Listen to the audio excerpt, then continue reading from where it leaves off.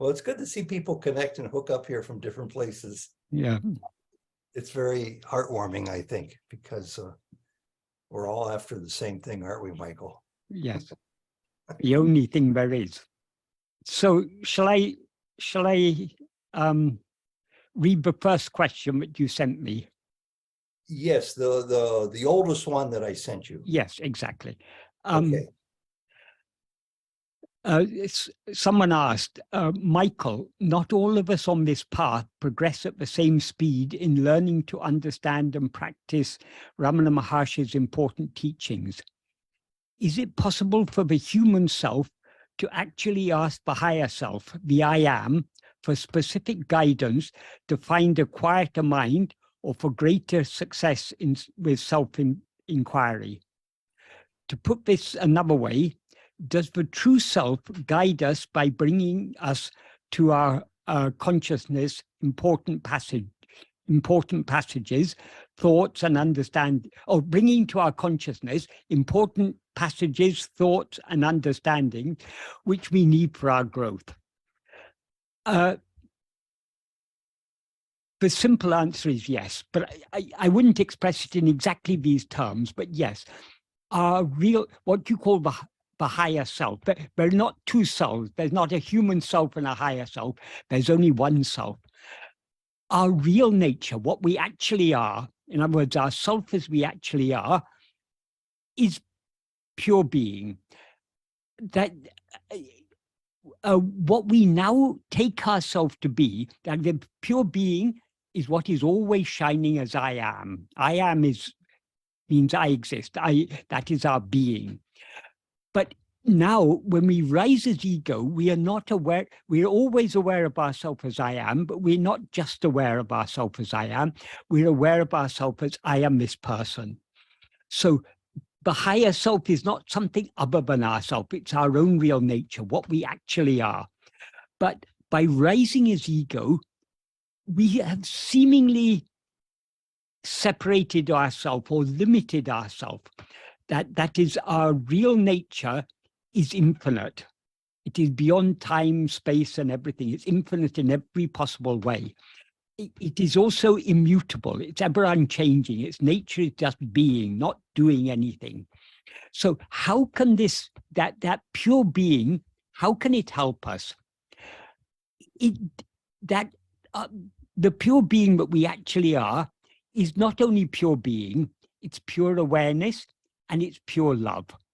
That is, what we actually are always loves us as we actually are. That is, let us call what we actually are, let us call it Bhagavan, because it is our own real nature that has appeared outwardly in the form of our Guru, Bhagavan Ramana. So let us refer to our higher self as Bhagavan. Bhagavan, though in our view, Bhagavan seems to be a person, what he actually is our own reality, our own true nature, what we actually are. Because our minds are outward going, it was necessary for him to appear outwardly in human form in order to give us these teachings to turn within. But he hasn't been guiding us just in this lifetime. Since from time immemorial, because he's our own real nature, he's ever been guiding us. He's ever been gradually preparing us to come to this path and gradually giving us the love to follow this path, to turn back within and to reach our real nature. So it is our real nature that has appeared outwardly in the form of Bhagavan in order to turn our attention back within.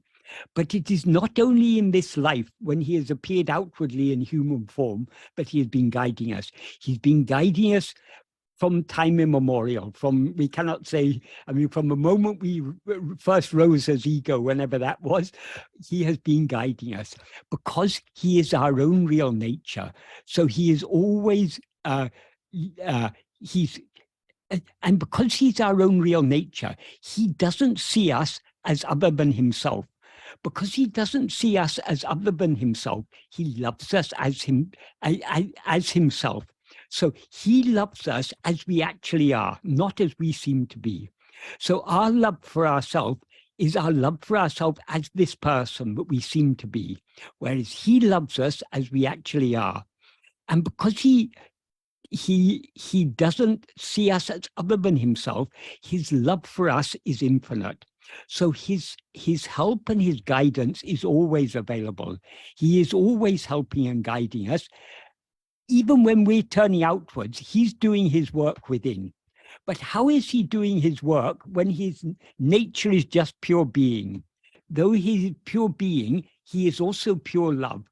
As pure love, everything is happening. That is what the infinite love that he has for us as himself is what we experience as his grace. So we experience his grace helping us, his grace guiding us. But actually his grace is not doing anything. It is doing everything without doing anything. It is just pure being, but by its very nature as love, it is bringing about all the help that is required. Bhagavan indicated this in Nana, in Who Am I? In the 15th paragraph, he gives the analogy of the sun and also of a magnet. He says, just like the sun rises without will, desire, or effort, but in its presence, so many things happen on Earth. And just like the magnet, without doing anything, it attracts the iron. Likewise, God, he says, the term he uses in Tamil is Isan Sanidana Visesha Matratal. That means by the mere special nature of his presence. His presence means his being. So just by being as he is doing everything. Everything that is happening as it's meant to happen, just by his being as he is, because his nature is pure love. So whether we pray to him or not, he is always helping us. But so what is the benefit of prayer? Why should we pray to him? The benefit of prayer is we are opening our heart to him. That is, he's always willing to help us, but he's always shining in our heart as our own being. But we are ignoring him. Our mind is constantly going out, chasing this thing and that thing. So we are, by turning our back on him, so to speak, we are obstructing the flow of his grace. So by prayer, we are opening our heart. We are giving our consent. We are signing a blank check to him to do what he wants to do, which is to swallow us. Eventually, that's the ultimate aim. It's by our losing ourselves as ego, in ourself as we actually are, that we finally reach the goal that we are all seeking. So by praying to him, we are attuning our will to his will. That if we pray properly, not if we pray for give me health, give me wealth, give me a long life, and send me to heaven after I die. If we're praying for all these things, that is not the proper prayer. The proper prayer, the ultimate prayer is not my will but your will. In one verse in Arunachal Patikam, Bhagavan prays, Ninishtam enishtam imbedaku. That means your will is my will. That is happiness for me. So if we pray correctly, what he wants for us, because he is our own real nature, he wants nothing else for us than for us to be happy. But he's not going to cheat us with giving us all these, giving us transient, fleeting, insubstantial worldly pleasures. He wants to give us the real happiness, but is our own real nature. Actually, he need not give that to us because it's already ours, but he reveals to us that our real nature is infinite happiness. That's how he gives us the happiness that we already actually are. So, we need to surrender our will to him. So if we pray to him for this or that, we should be very careful, but what we are praying for is what he wants for us. What he wants for us is for us to be infinitely happy. We can be infinitely happy only by surrendering this ego. So Bhagavan has taught us how to pray. Bhagavan has written 5 hymns on Arunachala. Arunachala is though Arunachala appears outwardly in the form of a hill, Arunachala is God or Guru, appearing outwardly in that form, but actually always shining in our heart as our own being. As Bhagavan says in the 2nd verse of Arunachala Pancharatnam, he says, "You always dance in the heart, you're always dancing in the heart as I." So the sages say, heart is your name. So heart means the very center of ourselves, what we actually are. So what is shining in our heart as I, that is Arunachala, that is Bhagavan. Bhagavan prayed to Arunachala, prayed as if to be outward name and form, but it's very clear if we read the verses of Arunachala Stuti Pancham carefully, Bhagavan is repeatedly saying, you're shining in the heart, you're shining in the heart. So he's both, outwardly he's praying to the outward form of the hill, inwardly he's praying to the reality of Arunachala, which is ever shining in our heart as I. So in these 5 hymns, Bhagavan has taught us so many ways to pray, ways that are in tune with his will, not praying for this or that for our benefit, but praying ultimately, all Bhagavan's prayers are prayers for the annihilation of ego, which is the only worthy goal, because any other goal is something achieved by ego. So ego has to be there to enjoy anything else. If we want to experience the infinite happiness that we actually are, we need to be willing to surrender ourselves completely. That means we need to be willing to embrace the destruction of ego. So that's what Bhagavan's prayers are all about. It's all about that destruction of ego. And among these 5 hymns, the largest and most important one is one called Arunachala Akshara Ramana Arunachala Akshara Manamalai. That is Bhagavan sang that with the bhava of a young girl who is praying to her Lord for eternal union. The Lord is Arunachala, the young girl is Bhagavan. This is in a lot of devotional poetry, love poetry, it is expressed in this bhava, the bhava of seeking union, seeking oneness. That's the significance of such prayers. Not all the verses are explicitly on this bhava, but many of them are. But they're all praying only for that reunion or that merging back into the source. So these are tremendously important verses, and if we but though they are Arunachala, they're actually 1-line verses, but they're always printed in 2 lines because the line is too long. It's each verse is a single line of 7 metrical feet. And the last metrical foot is always the name Arunachala. So it's actually just got 6 metrical feet in each verse.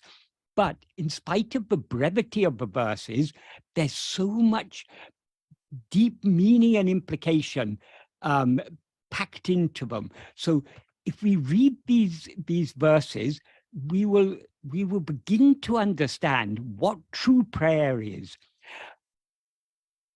Of course, prayer is not just words. It's not just asking for things. Ultimately, that is the prayers are that the words are a means to channel our will in the right direction. But ultimately, prayer is the yearning of our heart. So if you have a yearning heart, you are praying, whether you are consciously mouthing words or not. The prayer, what prayer ultimately is the yearning in the heart. And what is the best prayer of all? Since what we should be praying for is to give ourselves, to surrender ourselves wholly to him. And since the means by which we can surrender ourselves wholly to him is only by turning within, the greatest prayer, the best prayer, is self-investigation itself. That is this practice of atma-vichara. This is the best prayer of all.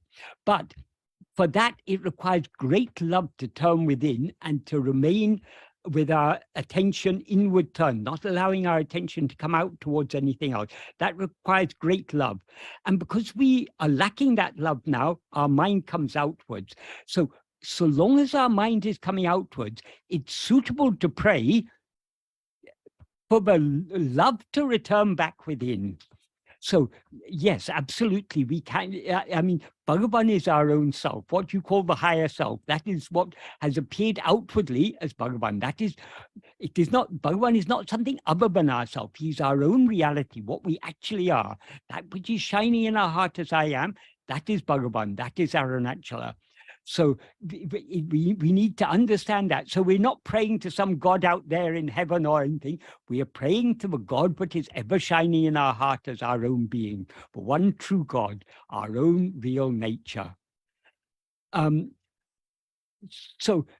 Regarding the later part of your question, the questions you ask is it possible for the human self to actually ask the higher self, the I am, for specific guidance to find a quieter mind or for greater success in self-investigation? Yes, it is possible, and it's appropriate to pray for anything that is conducive to our turning within. That is, our ultimate aim is to turn and subside back within and thereby merge back into the source from which we rose. So any prayer that is in tune with that aim is a suitable prayer.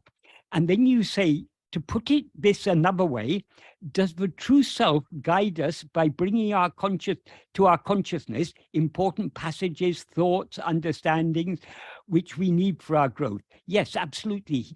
He is guiding us in so many ways, not only bringing to our awareness all these, his teachings and all these, the understanding and the clarity, but he's working deep within our heart in a very subtle way, but we cannot cognize because our minds are outward going. If we want to know how his grace is working in our heart, we need to look deep within to see that.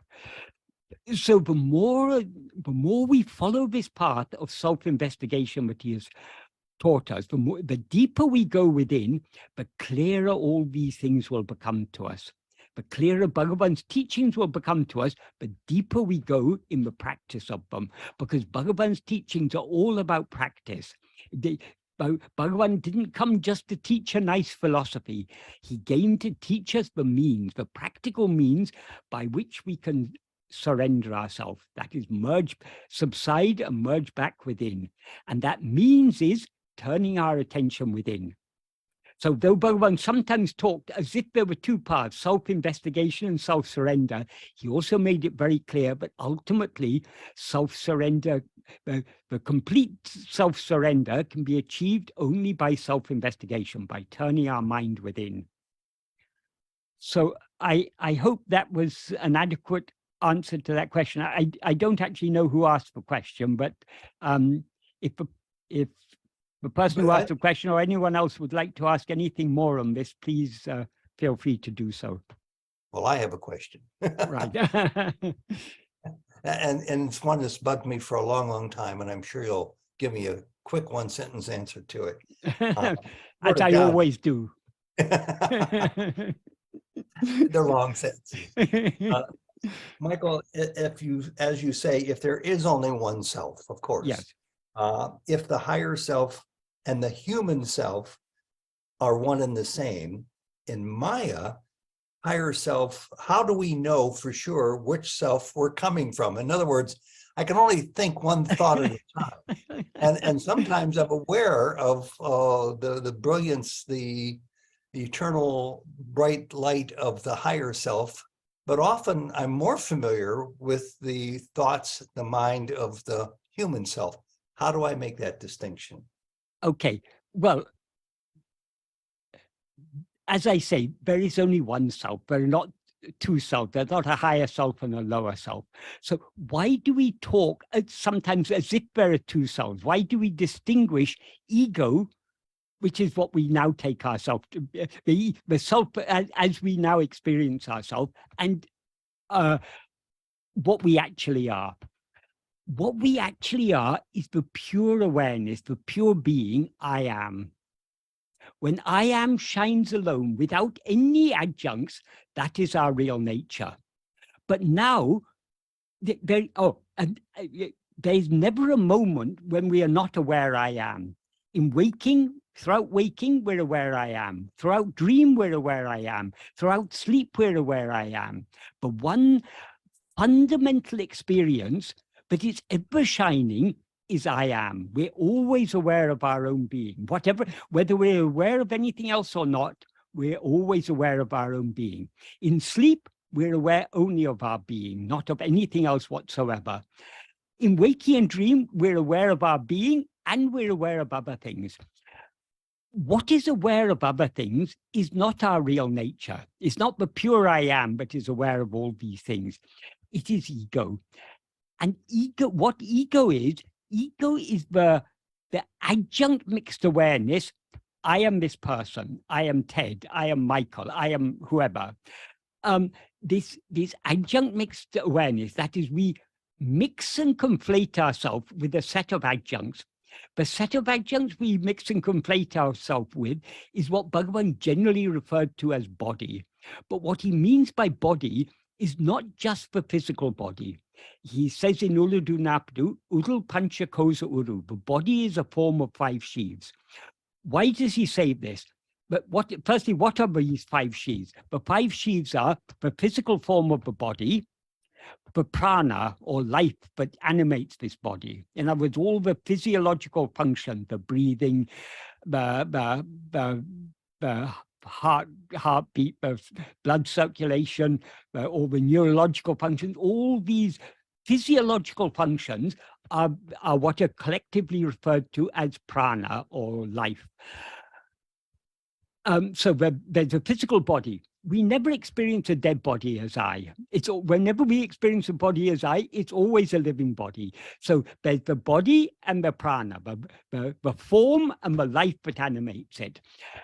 And we also never experience a sleeping body as I. It's always a body that seems to be awake. Even in dream, we're experiencing a body as ourself. That body in dream seems to us to be awake at that time. So in a waking body or a dreaming body, whatever we choose to call it, there is always the mind, the intellect, and the will are also functioning. So these 5 are called the 5 sheaths. That is the physical body, the life that animates it, and the mind, intellect, and will that function within it.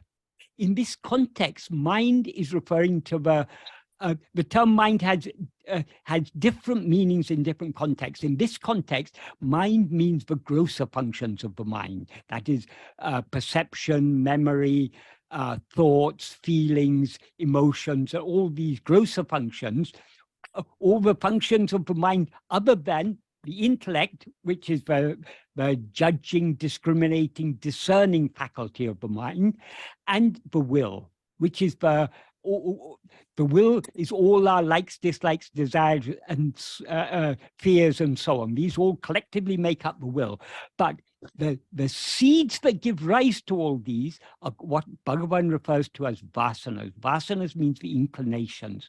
So it's from these seeds, these inclinations, but when they sprout in the form of likes, dislikes, desires, attachments, and so on. So all of these collectively are what are called the will. So these 5, body, body, life, mind, intellect, and will, these 5 make up the person we seem to be. So when I say I am Michael, Michael is a name given to a particular body. And in that body, there's a life, there's a mind, and intellect, and will, all are functioning there. So this bundle is what we call the person, or what Bhagavan refers to simply as body. As ego, we are always aware of ourselves as I am this body. One important thing to note about this body, about all these 5 sheaths, is though they seem to be ourself, they are all actually objects. That is, ego is the subject. The subject means the knower, that which experiences all these things. These 5 sheaths are all objects. That is, this body is obviously an object. We can see it objectively. the prana, the life. We can see the breathing, we can the heartbeat. All these physiological functions are perceptible, so they're objects. Likewise with the mind, the perceptions, the memories, the thoughts, the feelings, and everything. We experience all of these as objects. Likewise with the workings of the intellect, the judging, discriminating, and everything. All these are things of which we are aware, so they're objects. Likewise with the will, that consists of, in its subtlest form, of the vasanas. These are all things that we are aware of, but we experience. We experience inclinations, we experience likes, we experience desires. Desires don't experience themselves. It's we who experience. I have a desire, I like this. So these are all objects, but we identify ourselves with these objects. So ego is the subject. It is not an object, it is the subject. But ego cannot rise, stand, or flourish without identifying itself with this set of objects called a body. So ego, our real nature, our higher self, if you want to call it that, but that's a rather misleading term, what we actually are, but what Bhagavan referred to as atma-swarupa, that means the real nature of ourself is just I am, the pure awareness, pure being I am. That is what we actually are, that is what Bhagavan actually is, that is what Arunachal actually is. Ego is the same I am, but mixed and conflated with adjuncts, as I am such and such a person, I am Ted, or I am Michael, or I am whoever. So when we are praying, it is we as ego who are praying. When we're investigating ourselves, it is we as ego who are investigating ourselves.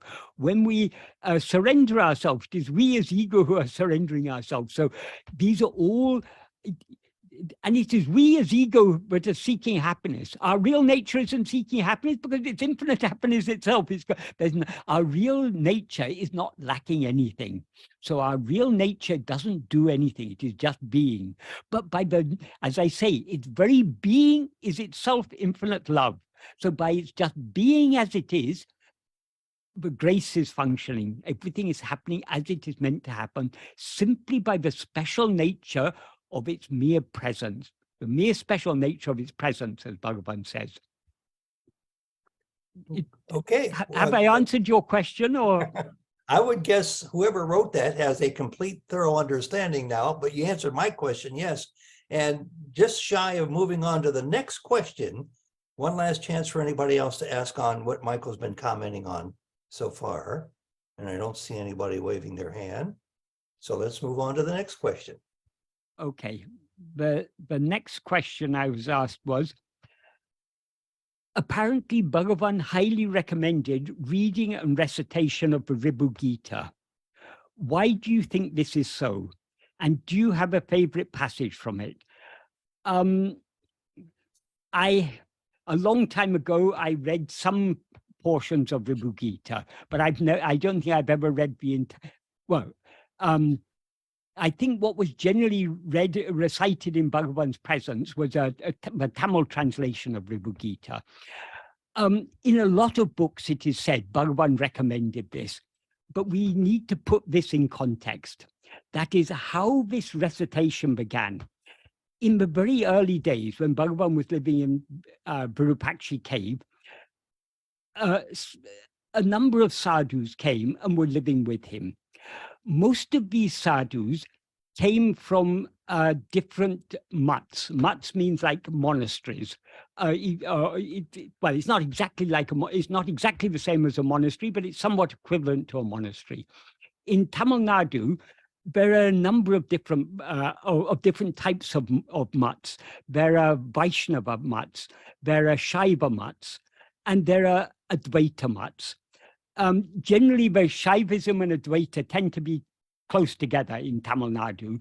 Not all Shaivites are Advaitins, but most Advaitins will tend to be Shaivites. So a lot of these sadhus came from either Shaivite or Advaita background, or usually a mixture of Shaivite and Advaita background. So in those Shaiva mats, it is the tradition to recite devotional works and also jnana works. but particularly in the Advaita mats, they recite things like the Ribhu Gita, the works like Kaivalya Navanitam, which is a Tamil Advaitic work, and various Advaitic works. Some of them also recite Sanskrit works, but generally in Tamil Nadu, it's mainly Tamil works, except in the Shankara mats, they tend to be more towards lean more towards Sanskrit, whereas other mats lean more towards Tamil. But many Tamil works have been translated into Tamil. Sorry, many Sanskrit works have been translated into Tamil, and Tamil works have been translated into Sanskrit. So there's a lot of overlap between them. Ribhu Gita, I believe, was originally a Sanskrit work, but I believe there's a Tamil translation. It's the Tamil translation, but in those early days in Virupaksha, sadhus used to recite it. In those days, Bhagavan had written very little. Some of Bhagavan's early writings, very early on, he translated a work of Shankara called Viveka Chudamani into Tamil. All these things he did when requested to do so, but he translated that into Tamil prose, so that wasn't recited. One of the earliest works he translated was a Shaivite Upa-agama, but happened to be Advaitic in its content. Generally, the Upa-agama, the Shaiva agamas, they tend to be a little bit dualistic. But this particular one Bhagavan came across, someone gave him this Sanskrit manuscript of a chapter from an Upa-agama called Devikalotram. Most of the agamas are laid down for procedures for temple worship and for ritualistic worship. But this particular chapter that Bhagavan came across, it was very Advaitic in its import. So Bhagavan translated that into Tamil. That was one of the early works. But there were very few works composed by Bhagavan in those early days. Even Arunachal Stuti Panchakam, I think 3 of the works of Arunachal Stuti Panchakam, Arunachal Aksharamlai, Arunachal Patikam and Arunachashtakam, they were composed about 1912. I think Arunachal Pancharatnam was about 1917. And Arunachal Navamalai was a collection of 9 stray verses that Bhagavan composed at different times. So prior to 1912, there was almost no works by Bhagavan. So because of the custom among sadhus in Tamil Nadu, they used to recite these works. So one of the works they recited was Ribhu Gita, because that's something they all knew from their time in the Advaita, the time they'd spent in Advaita mats. Ribhu Gita, and another popular one, I'm not sure if there's a Tamil translation of it, is Ashtavakra Gita. That is often said, you'll often read in books where it said Bhagavan highly recommended Ribhu Gita. They also say he highly recommended Ashtavakra Gita. These are all nice Advaitic texts, but they're the basic principles of Advaita are given there. So it's a good thing to recite these things so that these ideas sink into your mind. But Bhagavan didn't come just to recommend a few old texts. Bhagavan came to give us fresh teachings. That is, what Bhagavan teaches is the purest Advaita. But whereas people who have studied Advaita, studied all the Upanishads, the Brahma Sutra, the Bhagavad Gita, the commentaries on them, and so many other texts like this Ribhu Gita and Ashtavakra Gita and Yoga Vashista, so many Advaitic texts are there. People who studied all these things, they still didn't know what the practice was. Yes, everywhere it said in Yoga Vashista, it repeatedly says Vichara is the way. Adi Shankara also emphasized that this cannot be attained by any amount of karma, but only by Vichara. So this word Vichara is there, but what is Vichara? If you go to a traditional, that is a classical Advaitin, and ask what is Vichara, they will begin to teach you about what they call prakriyas, which are methods of discrimination by which you distinguish yourself from objects. For example, drisya viveka. That is distinguishing the seer from the seen. We are not anything that is seen. We're not any object. We are the seer. So all these intellectual analysis, this conceptual analysis to make us understand that we are not this body or not this mind or not any of these five sheaths. We are just I.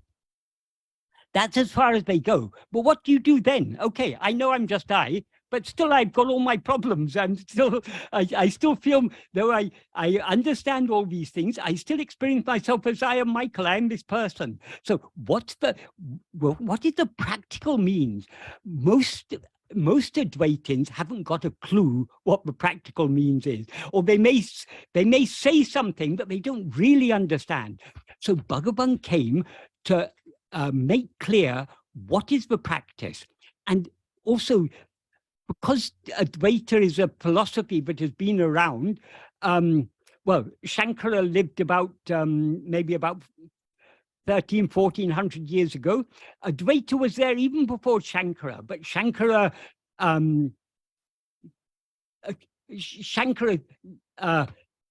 established it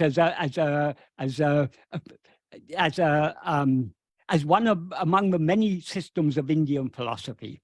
But we can't say Shankara founded Advaita or anything. It was there before him. His guru's guru Gaudapada wrote an Advaitic work called Mandukya Karika. That's a verse commentary on the Mandukya Upanishad. In the Upanishads themselves, which go thousands of years before Shankara, or at least many of them, at least 1,000 years before Shankara, many more than 1,000 years before Shankara, they're full of Advaitic ideas. Of course, the Upanishads can be interpreted in different ways, but the seed ideas of Advaita are there. So Advaita is a very ancient philosophy, but it was established as a major contender, we can say, by Adi Shankara. But what is Advaita is more than just a nice philosophy. Advaita is pointing to the ultimate truth. But what's the point of being pointed to the ultimate truth if you don't know how to get there? So Bhagavan, first of all, he simplified Advaita. Where is it? Because when people try to understand things with their mind, they make it more and more complicated. And because Advaita was one among many different systems of philosophy, it was competing with so many other systems of philosophy. So more and more elaborate arguments had to be developed to defend Advaita against the others and to attack the others and so on. This is just the way philosophy works. But this is missing the point. What is the purpose of all this? It's not just to argue and defeat others in argument. This is not what true Advaita is about. True Advaita is about knowing and being what we actually are. That is what Bhagavan came to reveal. So firstly, Bhagavan simplified. He expressed the core principles of Advaita in an extremely simple manner and in an extremely practical manner. That is, if you take any work of Bhagavan, whether it be Nana, Who Am I, or Ulladu the 40 verses, or Upadesha or Anma Bigday, or Ekama Panchakam, or even Appalapatu, which was a song he sang for the sake of his mother, which is about how to make appalam, how to make, I think usually in the West they're called papadom or papad, or Bhagavan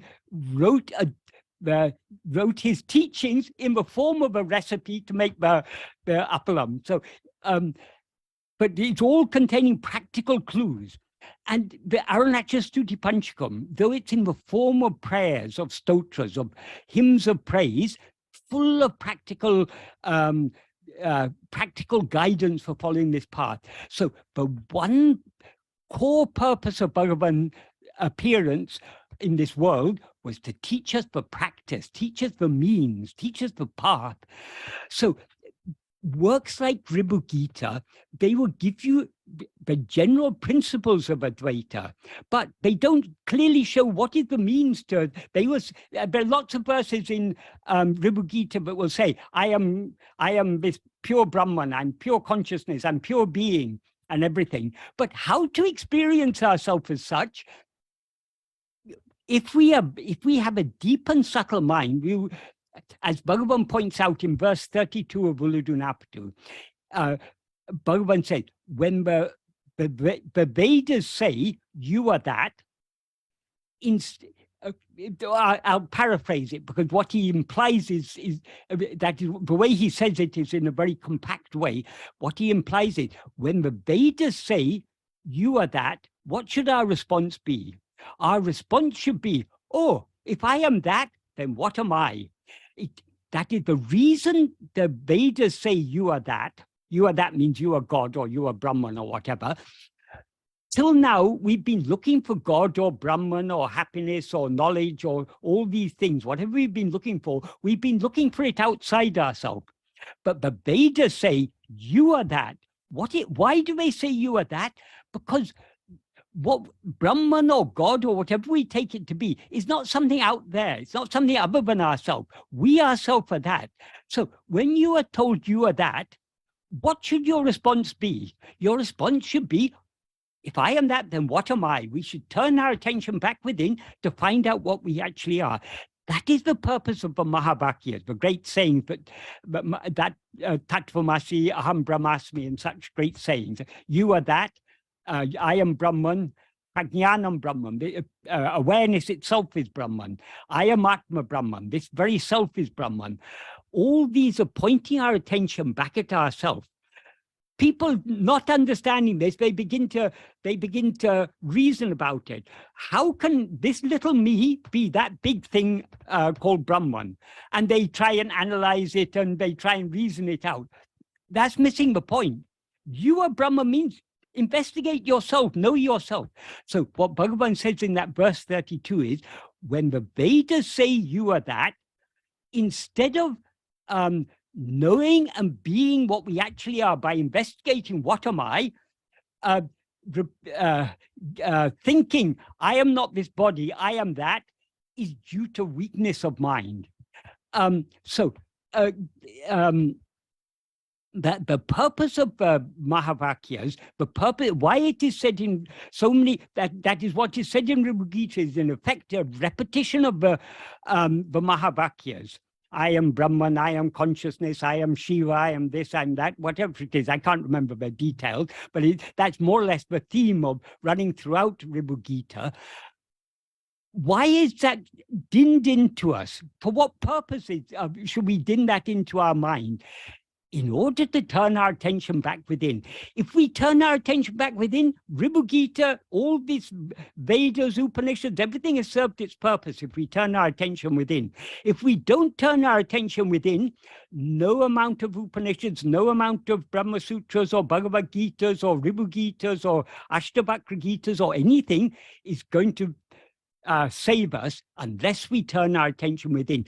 All these texts are useful only to the extent to which they turn our attention within. So I would say it is a bit of an exaggeration to say Bhagavan highly recommended reading and recitation of Ribhu Gita. Yes, that was happening in his presence from the early days. Later on, when Bhagavan composed Arunachal Stuti Panchakam, and then after Murugana came in the 1920s, he composed Anma-vidya, Upadeshundiya, Ulladu Napadu. These works slowly started replacing. I think they may have still continued recitation of some of those old works, but slowly the old works were pushed out because Bhagavan's own works were there, which are far, far deeper and far more practical than any of these old texts. So yes, Ribhu Gita is certainly a good text, but when we've come to Bhagavan, when you come to the PhD standard, when you're studying for a PhD in university, you don't have to go back to the kindergarten to learn your ABC again.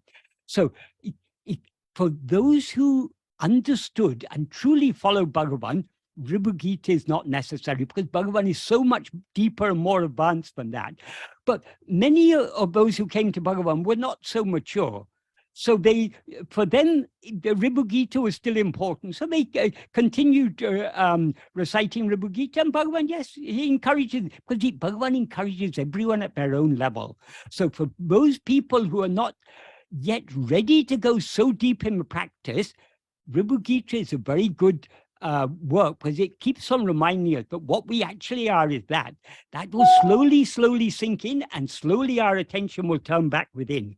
But if we don't want to delay beating around the bush, but simple and direct and very clear, crystal clear, practical teachings are given by Bhagavan. Very good. You've answered one, if not two, questions that he's implying here. And David's with us, and I'll get to David in a second, but I don't know that you answered the third one, and maybe there is no answer. Do you have a favorite passage from Ribhu Gita? No, because I haven't read it. Okay. So if Bhagavan did highly recommend it, but I'm a very poor follower of Bhagavan, because I've never, I mean, I think I've seen the book, I've read a few passages here and there, but these things are not, if we've understood Bhagavan's teachings, these other things, they're nice, but they're not really so appealing, because it's like if you're studying PhD, the ABC and times table won't be so appealing to you. Of course, you're applying what you learned in the kindergarten or every day. If you're studying for PhD, but what you learned in the kindergarten about ABC and your times table and all these things you're applying, but you're not every day sitting down and reciting your A, B, C, D, E, F, G, H, I, J, K, L, M, N, G. We don't have to repeat that. Likewise, this Ribhu Gita, it's a good preliminary text. It's good to din in the basic principle. You are that. That is. But once we've understood I am that, then what should we do? We shouldn't go on repeating, I am that, I am that, I am that. We should, what am I? We should turn our attention back within to find out what we actually are. I think I got it.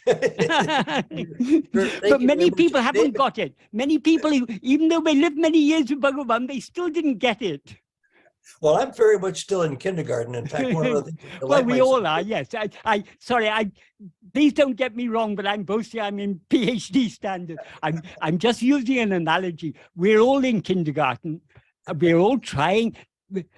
That is, but at least we need to recognize the great value of Bhagavan's teachings, how Bhagavan's teachings are so much deeper than all these other things.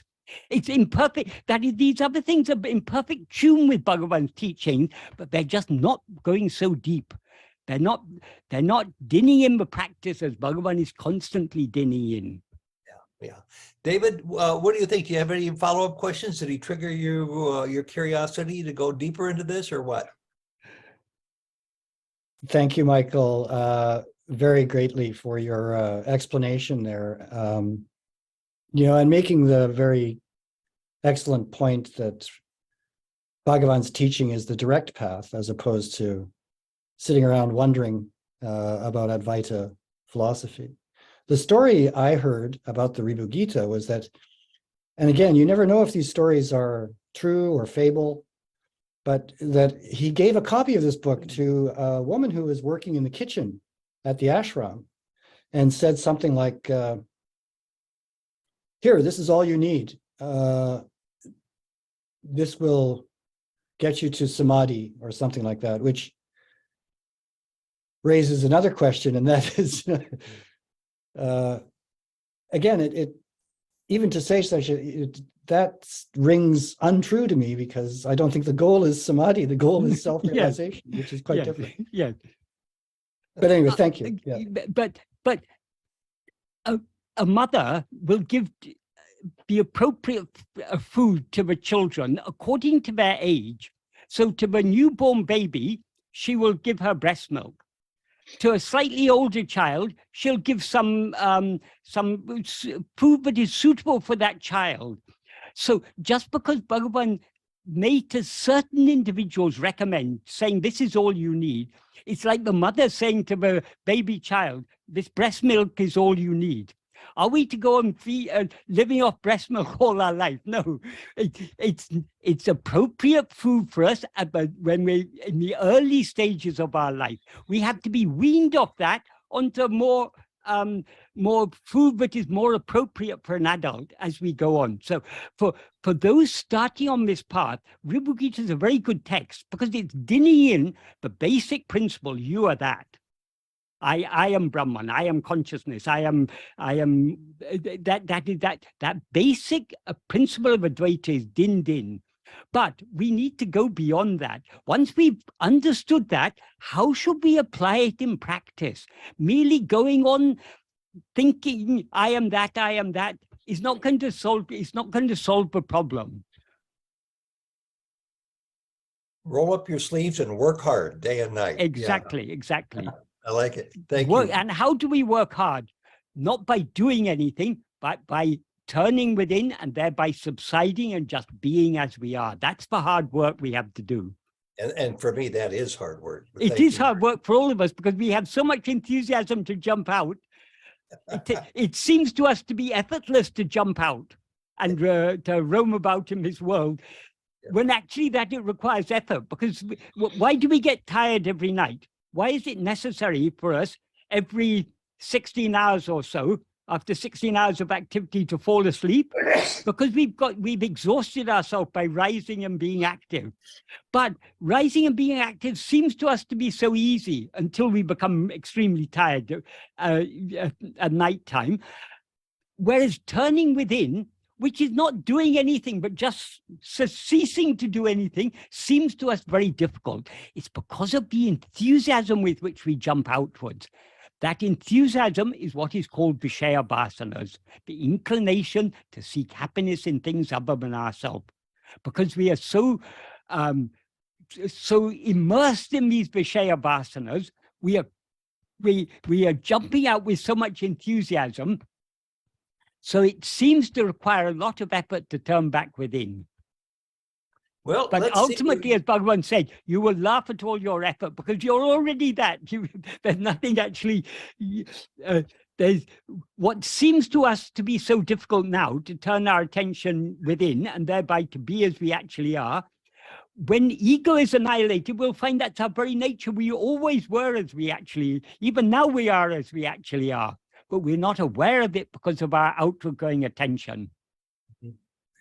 Thank you.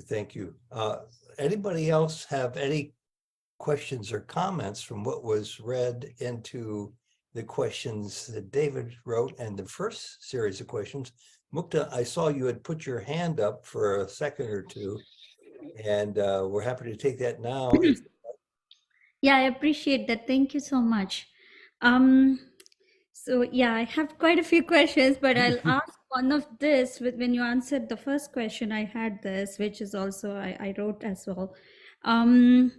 Basically, if we are the self, there is nothing else exists other than us, and that seems to be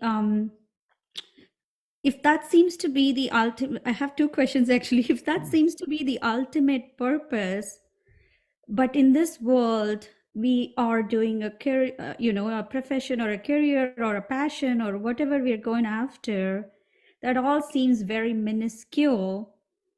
So should we keep our ultimate goal as the only goal, or where everything else fits in life is my question. Okay, very, very simple answer.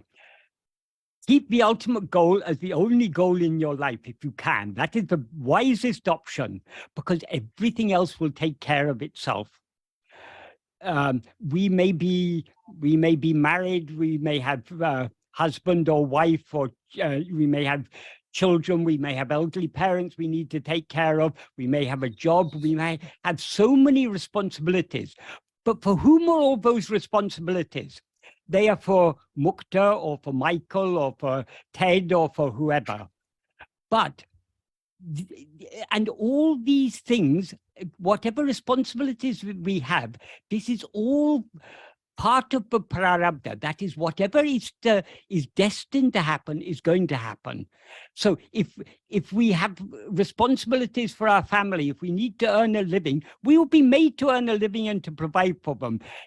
That need not concern us. If we are wise, we will turn our attention within and merge back into our source, because that is the only useful effort we can make. Any effort we make outwardly is not going to change what is going to happen an iota. It's already completely preordained. Of course, we're free to try to experience what is not destined. We're not destined to experience. We're free to try to avoid what we are destined to experience, but we cannot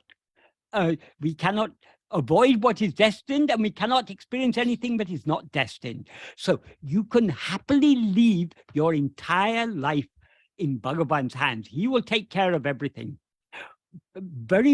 Two very important passages of Bhagavan's teachings are relevant in this context. The first one is the first teaching Bhagavan gave in writing, to the best of our knowledge. As records go, this is Bhagavan's earliest teaching. That is, Bhagavan had come to Tiruvannamalai in September 1896. And he had left his home in Madurai, leaving a note saying there's no need to come seeking this. So his family had no idea where he was for some time. After a year or so, someone saw him in Tiruvannamalai. Someone from Madurai saw him in Tiruvannamalai and recognized him. Oh, that's that little boy Venkataraman who ran away. So he went back to Madurai and he informed Bhagavan's family that Bhagavan was now living as a sadhu in Tiruvannamalai. His mother obviously wanted to come and see him, because she was, if a mother suddenly one day her 16-year-old son walks out of the house and leaves a note saying, no need to come seeking me, I've gone to do my father's work. Obviously how will a mother feel? So she wanted to come and see Bhagavan. But her husband had passed away some 5 years earlier. That is, when Bhagavan had passed away. Sorry, when Bhagavan was 12 years old, his father had passed away. So she was a widow. And her eldest son had just begun working. That is Bhagavan's elder brother. He'd just begun working, but he had some, I don't know what his job was, probably a clerk in some office or something. So very small salary. So they couldn't have, his elder son couldn't afford to bring his mother. And there was also a younger brother and a younger sister to be taken care of. So they were very poor in those days. So his mother wasn't able to come immediately, but after about a year, that is in December 1898, his mother was finally able to come with her elder son. She came to Bhagavan. In those days, Bhagavan was living on an eastern spur of the hill called Pavalakundru. There's a temple there. That's just behind, I don't know if you know Tiruvannamalai, it's just behind the spur of Arunachal, just behind the Durgama temple. So Bhagavan was living in the mandapam in front of that temple. So his mother came there, and she was pleading with him to come home. She said, if you want to live this life of tapas, if you want to do your meditation, you can do anything, but at least you should come home and allow me to take care of you. She was pleading with him. Bhagavan was just sitting there, keeping quiet. In those days, Bhagavan seldom, if ever, spoke. Very, very rarely did Bhagavan speak. So Bhagavan was just keeping quiet, not responding. So some of the other people who were present, it pained them to see Bhagavan's mother weeping and Bhagavan just sitting there without showing any sign of response. So one of them finally gave Bhagavan a paper and pencil and said, if you don't want to reply by speaking, at least give your mother a reply in writing. And then Bhagavan wrote on that note, This is, as I say, this is Bhagavan's first written teaching, and it's an extremely important teaching. Abaraba prārabdha prakaram adakanavan angangirindu artavipan. That means, according to the prārabdha, according to the destiny of each one, adakanavan. Adakanavan literally means he who is for that. That implies God or Guru, the one who ordains the fruit of the karma. Adakanavan angangirindu. That means being there, implying being in each place, each and every place, thereby implying being in the heart of each person. Artavipan. Artavipan literally will cause the dance. In other words, he will make us act in accordance with our prārabdha. Many people misunderstand this, but Bhagavan has said all our actions are actions we're made to do by God. That is not the case.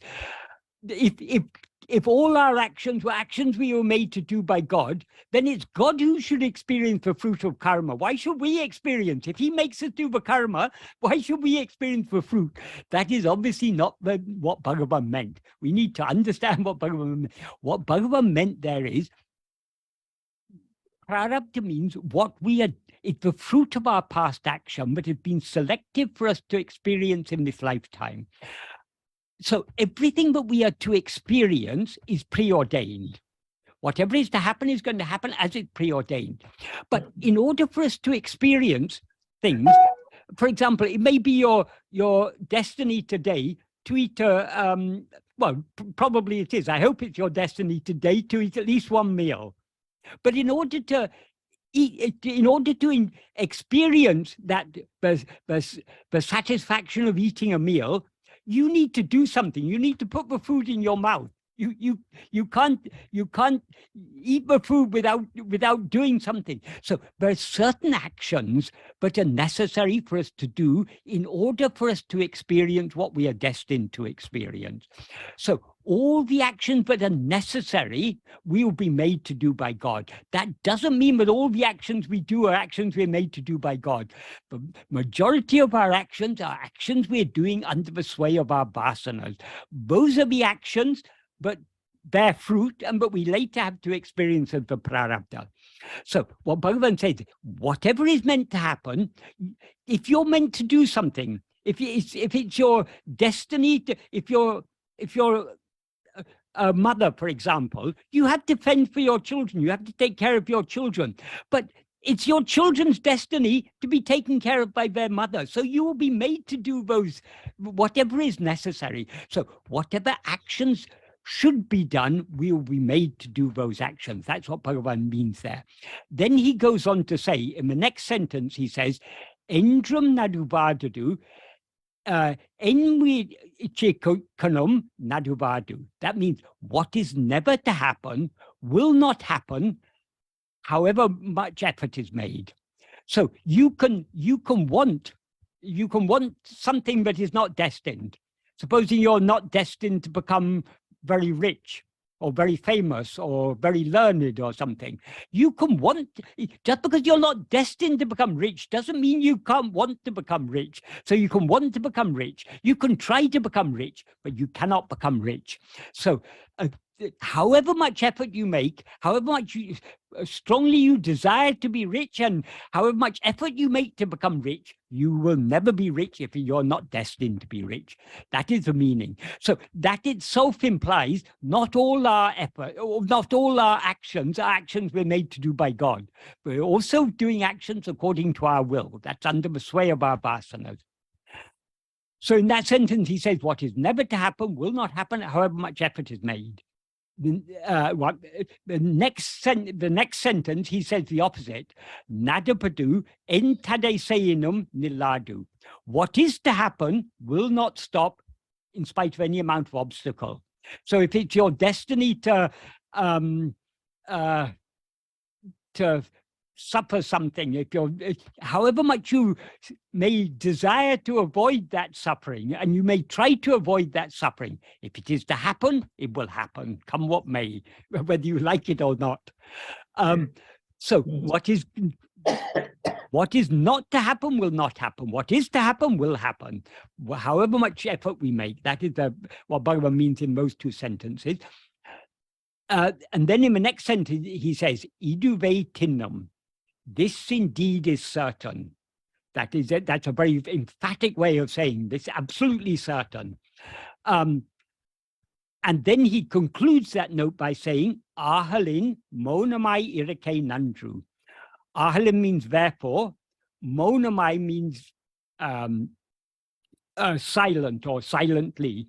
Monamai irake means either being silent or silently being. We can take it either way, but it amounts to the same. Whether you say being silent or silently being, nandru is good. But Bhagavan doesn't say that's the best or anything. Bhagavan is always a master of understatement. Being silent is good. So what does he mean by being silent? Does he mean we should sit like a rock and not do anything? No, because he's already said whatever we need to do in accordance with prārabdha will be made to do. What he means by being silent is not rising as ego.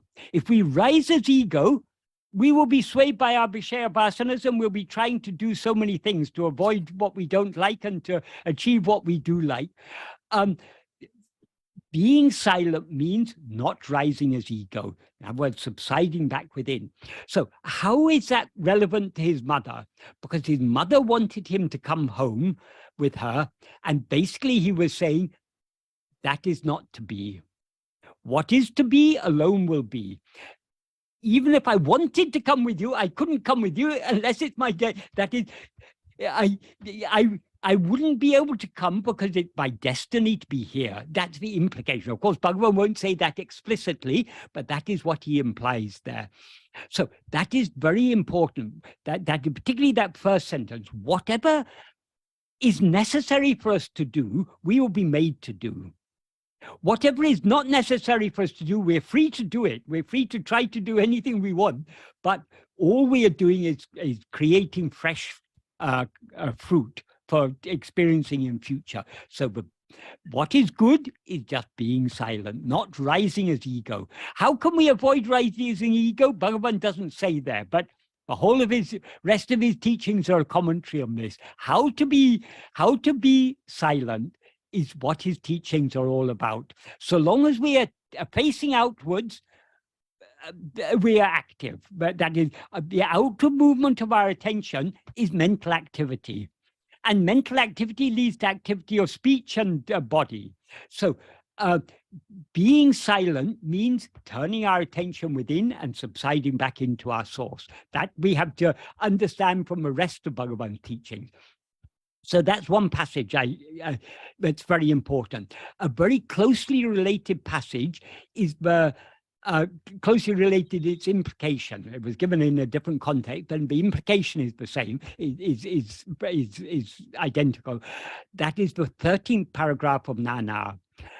What Bhagavan says in the 13th paragraph of Nana, in the first sentence, he gives a definition of what is surrender. What does it mean to give oneself to God? What he says in that sentence is, Anma chintane tavira, vera chintane kalambadaku satram idum kodamo. That means not giving even the slightest room to the rising of any thought other than atma-chintana. Atma-chintana literally means thought of oneself.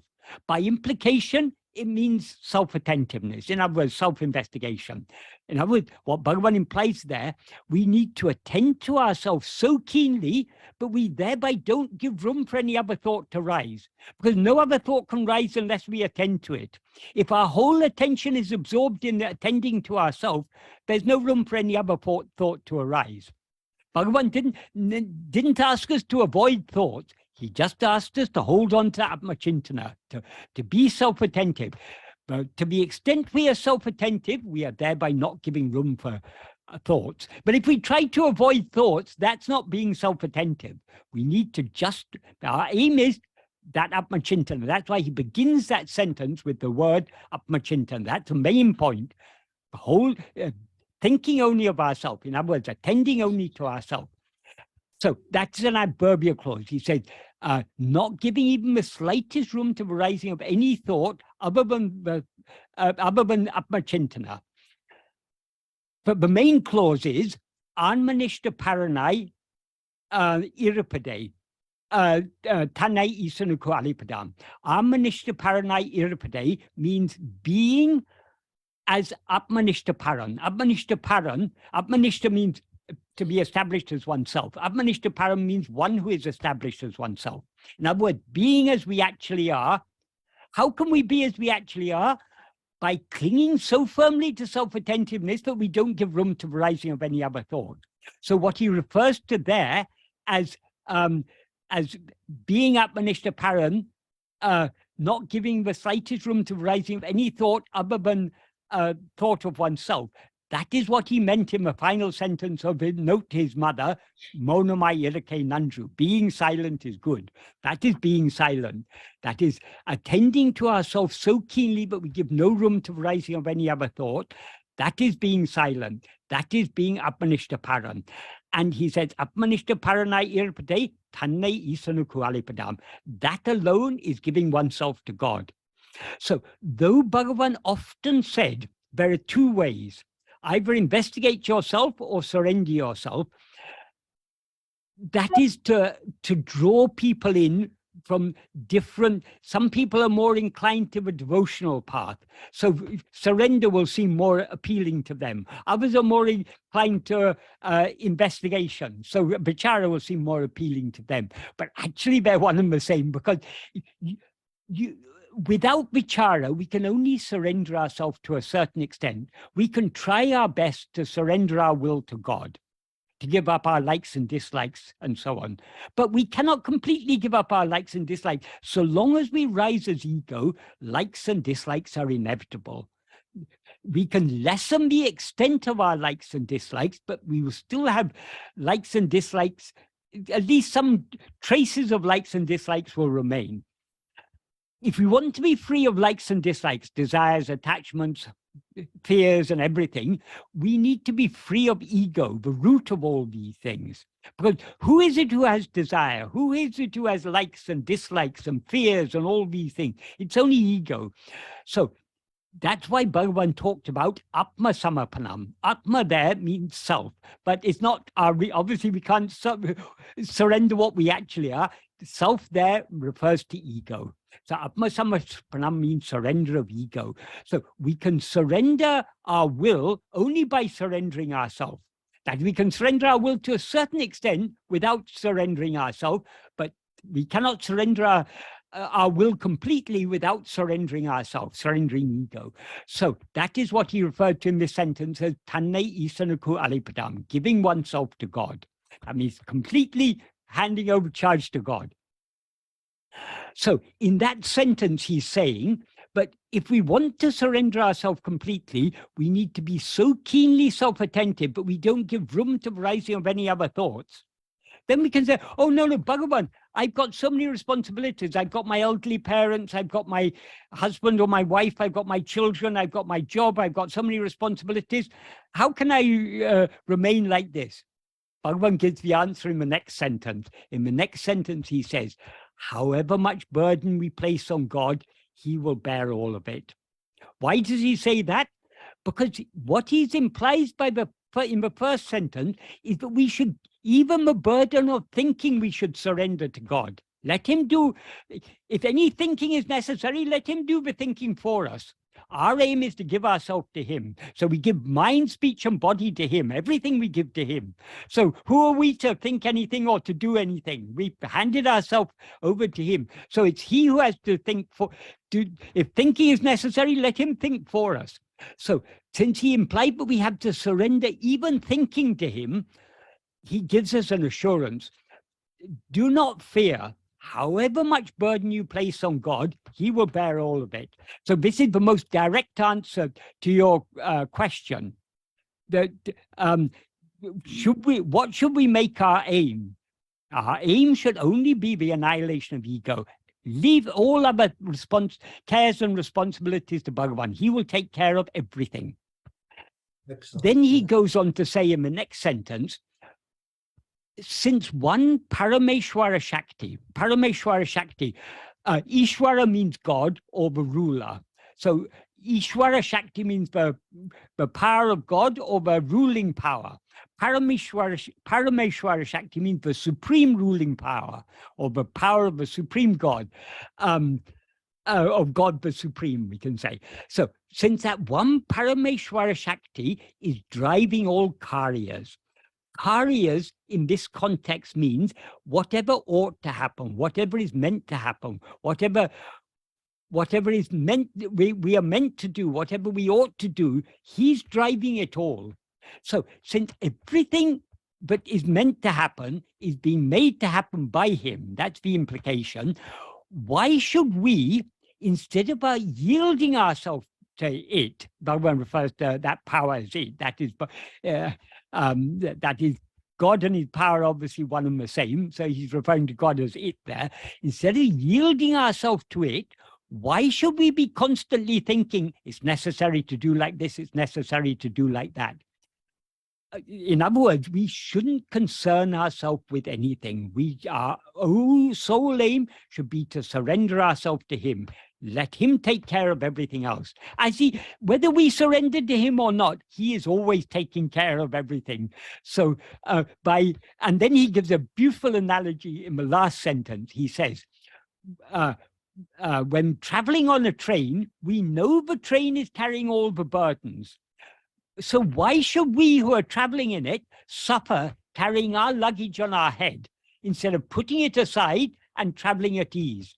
That is, whether you put your luggage on the seat beside you or on the luggage rack or carry it on your head, but your luggage is going to reach the destination because it's being all carried by the train. By carrying it on your head, you're just suffering unnecessarily. So what Bhagavan means is, leave all the burden to him. What is our duty? Our duty is maunamai irake nandru. Being silent is good. And to be silent, that means we have to give ourselves wholly to God, not rise as ego. And we can give ourselves wholly to him only by turning our attention within and clinging firmly to atma-chintana, to self-attentiveness. So Excellent. does that adequately answer your question? Mukta, Yes, thank you so much. Mukta, I want to wait before we get to your next question, and I'm glad he answered it for you because we're into our last half hour, and I just want to take a real quick scan to see if anybody else has a question, and if not, we'll come back to you. But I see Ron's raising his hand, and I see a couple other people who might be interested. So Ron, go ahead, and then Mukta will come back. Yeah, thank you, Ted. Yeah, Michael, I'm wondering how attending only to ourself relates to compassion. If you're dreaming, and in a dream you may see a war, you may see a famine, you may see a pandemic, you may see poverty, all sorts of injustices and suffering you may see in a dream. What is the greatest good you can do to alleviate all the suffering you see in a dream? Wake up. Yep. And how to wake up from this dream? Well, following a path. Not following a path, following the path. There's only one path that will wake you up. All right, focusing the sleep in which this dream is occurring is the sleep of self-ignorance. Okay, that's all well and good, but when we reach that ultimate state, okay, it's the absolute truth, but for most of us, we're not in that, or we don't know we're in the ultimate state at this moment. So in the meantime, on the way there, isn't compassion useful to do something? Then if go back and read Ribhu Gita, what does Ribhu Gita say? You are already that. Yeah, that's great, but I don't know I'm already that, so it's just words in a book. That is why self-attentiveness is the way to know that you're already that. Oh, I do not get me wrong. I am not against compassion. So long as our attention goes outwards, we should be compassionate. Not only should we be compassionate, if we are truly following Bhagavan's path, we will definitely be compassionate. What does compassionate mean? Passion means suffering. Com means with. It means suffering with.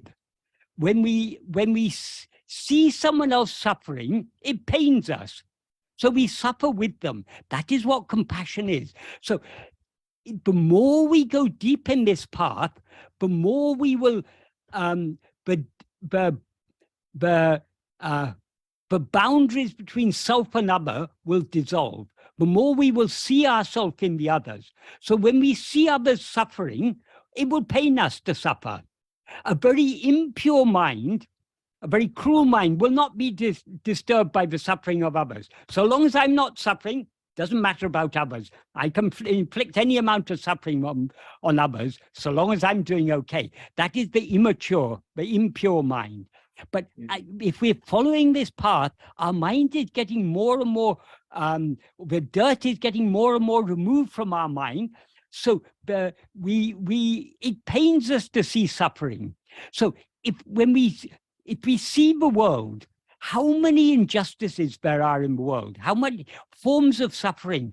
There's firstly the greatest injustice in the world at the moment is the huge wealth disparity.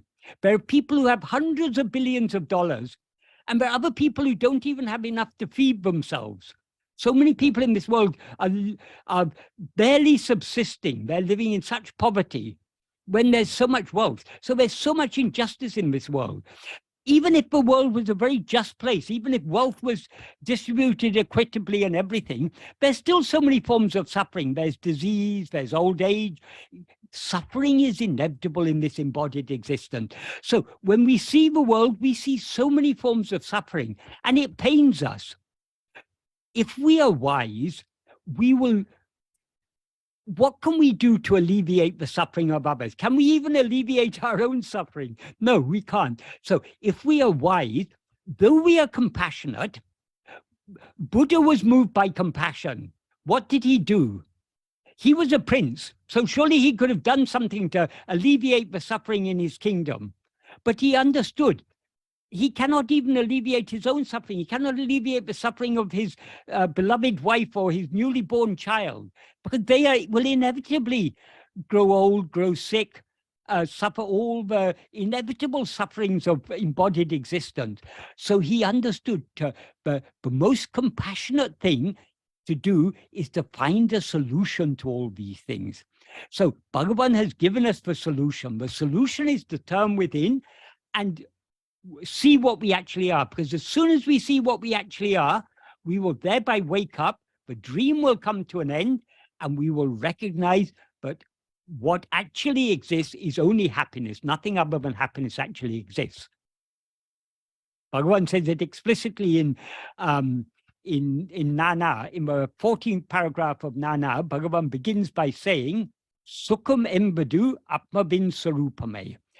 What is called happiness is the very nature of oneself, is only the very nature of oneself. Sukhamum atma-sarupamum verandru. Happiness and the real nature of oneself are not different. Atma-sukham andre ulladu. Atma-sukham means the happiness which is oneself alone exists. Aduve satyam. That alone is real. So what actually exists, what we actually are, is only happiness. All this unhappiness, all this suffering we see is because of looking outwards, because we've risen as ego and we look outwards. Definitely when we look outwards and we see suffering, if we have got even a slight degree of purity of heart and mind, we will feel pain seeing that suffering. And of course, if we can alleviate suffering, if a hungry person comes to us and we have food, we give them food. We can alleviate whatever we can do to alleviate the suffering of others, we should do. If someone comes to us with mental anguish, we can tell them about Bhagavan teachings if they're receptive, of course, only if they're receptive, and we may be able to alleviate their suffering in that way. So there's so many ways in which we may be able to alleviate suffering to a limited extent, but to put an end to all suffering for all time to come, for eternity. When we put an end to suffering, we also put an end to time. So even that, I didn't quite put it correctly there. So if we want to put an end to suffering for all eternity, all we need to do is to turn within and see what we actually are. So the more we work to waking up from the dream we're in, where people are suffering all around us, the harder we work at waking up, the more we'll accomplish our goal. My feeling in the dream for all the people who are suffering is not logical because they're in the dream. If I can afford the time and the space it requires for me to awaken from the dream, I'll see that those who were suffering don't exist because the dream. Not only do those people who are suffering not exist, head also doesn't exist. Right. So I have to see the whole Megillah. Yeah. Goes away. That is, we shouldn't take, I am the only real person, all the other people are unreal. It doesn't work like that. If I am real, if Michael is real, then Ted is real, Ron is real, Mukta is real, Jay is real, everyone is real. But the question is, am I real? Is this person that I take to myself to be, is this what I really am? So long as we look outwards, we seem to be a person. And therefore we need to be kind, compassionate, caring about others. Because otherwise, if we're not kind and caring and compassionate towards others, we'll be thinking only about ourselves. Only I matter. That's what the immature people will think in that way. But a mature person, someone who has at least, by God's grace, acquired a little bit of purity of mind, will not feel I alone matter. We will be concerned for the welfare of others. And that concern for the welfare of others contributes to the subsidence of ego, because by thinking only about me, I'm bolstering up this ego. When I begin to think about others, that's the beginning of surrender, of giving up this ego. But the greatest good we can do to others is to turn within and merge back within. So if we shouldn't get caught up in trying to alleviate suffering, because there's no end to it. You solve one problem in the world, other problems will come. So that is not a wise way to go about it. The wise way to go about alleviating suffering, yes, if some immediate thing is presented to us, a hungry person, and a grieved person, a person who's mourning, a person who just needs to have a sympathetic ear to listen to, of course we should help them. Of course we should be kind and considerate and caring about others. But the greatest good we can do for all others is by turning within and thereby waking up from the sleep that underlies this dream. That sleep is the sleep of self-ignorance. That self-ignorance is what is called ego. Ego is the false awareness, I am this body. That is the fundamental ignorance in which this dream is occurring. But the optics, as they say, don't look good. If I'm in this dream and a beggar comes to me and I give him $10 and I pat myself on the back because I've relieved his suffering an inch. Yeah. Why wouldn't I not sell my house, sell my car, sell my possessions, and give 1,000 beggars all my money to relieve their pain? The optics just don't look good if I'm working mostly on awakening myself. The others will say, Ted, why don't you come out and pitch in? Do more. You can do more. If you want, you can sell your house, you can give away all you have. But that is still not solving the problem. That is, in this life, we need a certain amount of money to live in this world. So let us, it's justifiable to have a minimum amount of possessions or what is necessary for our survival. We shouldn't be trying to accumulate wealth or something, because if we accumulate wealth, since there's only a limited amount of wealth in the world, if I accumulate wealth, I'm depriving others of wealth. So we shouldn't take more than our fair share of things. Of course, we need, if you give away everything, how you're going to eat, then you'll have to go begging. So we need to be realistic about these things. So we try to live a simple life. The basic needs of our body we have to attend to. So long as we're looking outwards, that is. Better than looking outwards is to turn within and leave it all to God to take care of. But so long as we still take ourselves to be a person, so long as we're still carrying the luggage on our head, it seems necessary for us to provide the basics for ourselves and our family. But we shouldn't try to accumulate more. But in the midst of all this, the thing is, turning within and doing whatever we need to do in this world are not opposed to each other. Because what is doing actions? It's mind, speech, and body. Let the mind, speech, and body do whatever they're destined to do. If we try to do anything but we're not destined to do, we're not going to change anything. So you cannot give $10 to the beggar unless it's in that beggar's destiny to have that $10. Since it's in that beggar's destiny to have that $10, you cannot avoid giving it. Couldn't it? So you shouldn't be thinking, you shouldn't be patting yourself on the back. You should thank Bhagavan for making you a channel through which he helped that beggar. Wasn't Bhagavan opening himself up to the world was compassion? Because he didn't need us. He didn't need any. Yeah, exactly. Bhagavan is the very embodiment of compassion. See, for example, do you know the incident with the hornets? When Bhagavan leg accidentally brushed against, when his leg brushed against a bush, he didn't know there was a hornet's nest inside. So he accidentally disturbed that hornet's nest. Are you aware of that story? Yes. He just stood there and allowed the hornets to sting him. That is the height of compassion, because he recognized that they had a justifiable grievance. Their nest had been disturbed. So he stood there, and because he stood perfectly still, they stung only that thigh. They didn't sting any other part of his body, only the thigh that had brushed against the bush and disturbed their nest, that thigh. So he thought to himself, yes, this thigh has done an injustice to them. Let it receive its punishment. So that is the true compassion.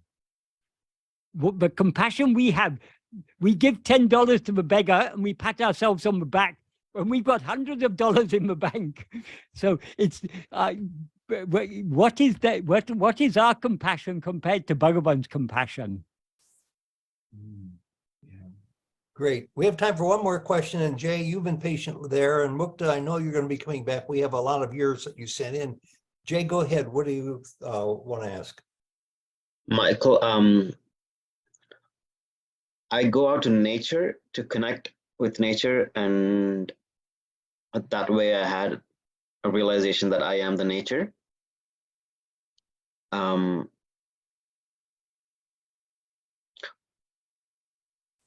But there seems to be this thing that comes up, which is when I look at an object, I think I've asked you this before, but I want more clarification, is there seems to be this conversation that I am still separate. This conversation goes on in the mind. And when you talk about turning within and noticing the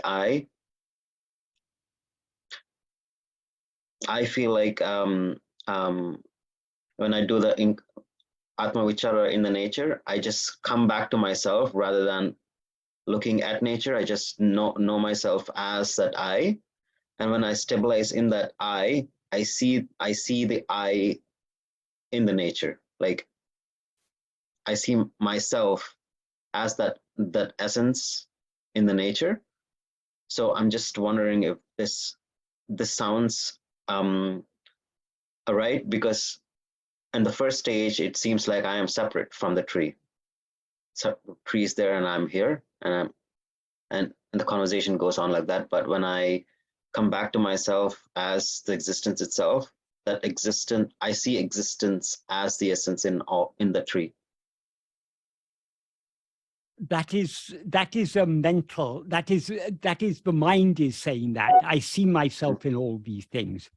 The truth is, so long as we rise as ego, there is a basic, the fundamental duality of subject and object comes into existence. We, the experiencer, are the subject. Everything else is objects. Among all the objects, we take one little set of objects as I. This body, these 5 sheaths we take as I. Everything else we experience as other than I. But even these 5 sheaths which seem to us to be I are not actually I. So we need to separate us. So long as there's a subject and objects, so long as there's a multiplicity, we are not aware of ourselves as we actually are. So to know what we actually are, we need to turn our attention within. Turning our attention within means turning our attention towards ourself alone, away from everything else. When we turn our attention within, ego thereby subsides. When ego subsides, everything subsides, because everything exists only in the view of ego. So if ego subsides and merges back into its source, everything will merge back into its source. And then we are not everything. We are the only thing. When you say you see yourself as nature, that's just an idea. Nature is, what do you mean by nature? It's some idea you've got. Yeah. Who am I? There's only one truly honest answer to the question, who am I? That is, I am I. I'm nothing other than I. So long as you're aware of yourself as I am this body, I am Brahman, I am nature, I am Shiva, I am this, I am that, that is ignorance. In the true knowledge is not I am this or I am that, but just I am. So what am I? I am just I am, nothing other than I am.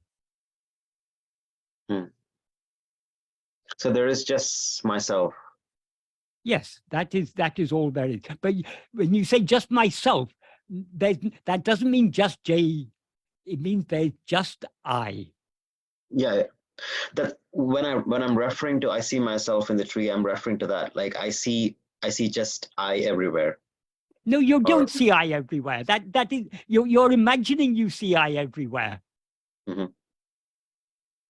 It's simply not the case. So long as we rise as ego, we experience self and other.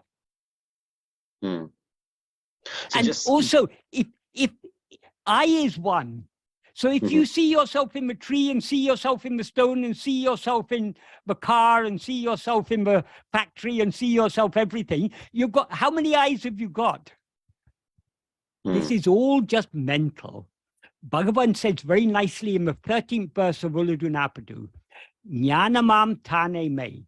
That means oneself, who is a jnana, pure awareness, alone is real. Nanavam jnanam ajnanamam. Knowledge of multiplicity is ignorance. So long as you know more than one, that is ignorance. Because the truth is, ekam eva advaityam, one only without a second. But I'm not sure if Bhagavan has said this, but I've heard it, that when someone comes to see Bhagavan in the ashram, yes. He doesn't differentiate himself from them. Like we're all one kind of one. That's how he treated people or all beings. That's how we understand it, but in Bhagavan's view, there is no others. It's not that he's seeing others as himself. He is seeing no others. He's seeing only himself. Because he's seeing the underlying reality. Whereas we are seeing the snake, he's seeing the rope. In other words, he's seeing exactly the same thing that we are seeing it, but he is seeing it as it is, which is as I. Whereas we are seeing it as all this multiplicity. What we are seeing as many, he is seeing as one. What we are seeing as objects, he is seeing as the reality of the subject. Yeah, we cannot conceive his state. In verse 33, I think it is, of Ulunapadu, he said, talking about Vijnani, they do not see anything other than themselves. They do not know anything other than themselves. Who can or how to understand their state as it is thus? Our mind cannot understand his state. If we want to understand Bhagavan's state, turn within and merge back into the source. Thereby, you can know Bhagavan only by being Bhagavan. And you can be Bhagavan only by being swallowed by Bhagavan.